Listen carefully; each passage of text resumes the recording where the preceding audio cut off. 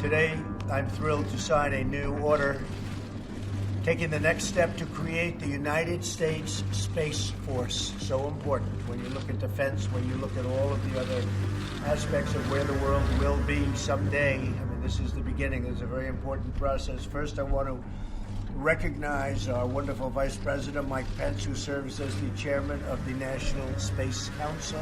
Thank you, Mike. Great job. You feel the same way I do. I also want to thank Acting Secretary of Defense Patrick Shanahan, who's with us, Secretary of the Air Force Heather Wilson, Vice Chairman of the Joint Chiefs of Staff, General Paul Selva, and the Executive Secretary of the Space Council, Dr. Scott Pace, for being here today. They've all worked very hard on the Space Force. They all believe in it very strongly, as I do. It's the future. It's where we're going.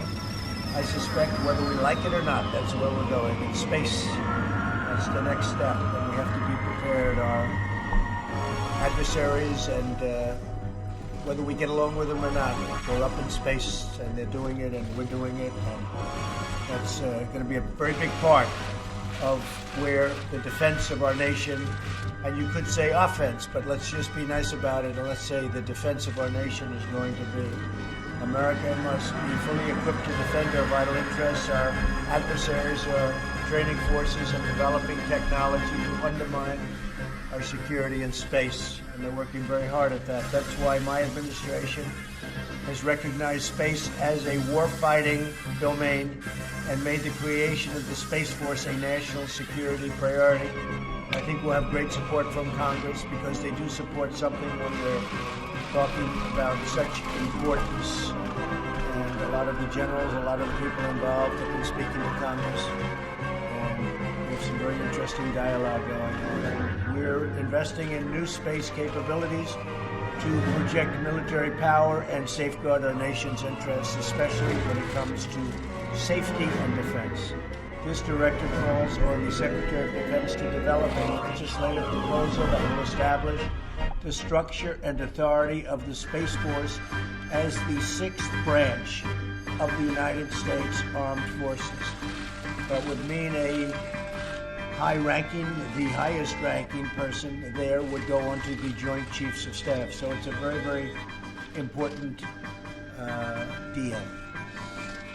The Space Force will organize, equip, and train the next generation of warriors to deter aggression and defend the nation, our allies, and American interests against hostile actions in the form of space and taking place in space. So we have a lot of things on the books. We have a lot of new defensive weapons and offensive weapons designed specifically for this, and now we're going to start taking advantage of. This is something they could have done sooner, but they decided to wait, and here I am, and we're going to do it. And I'm very proud that during my administration we're doing so much in space. We need it. We've already taken historic action to create the United States Space Command, as you know, within the Department of Defense to oversee the nation's military space operations.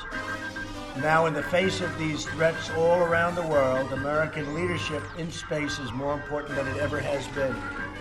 Before, it used to be something that we'd aspire to, we talk about, but we wouldn't do anything. Now we have to do something because that's where it's at.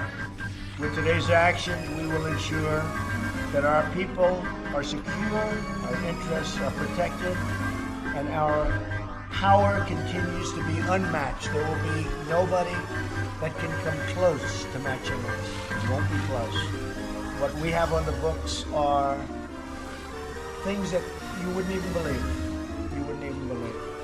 It's going to mean the safety of our nation for many, many decades and many, many generations, and that's what I'm here for. I guess when you get right down to it, more importantly than anything else, that's why I'm here.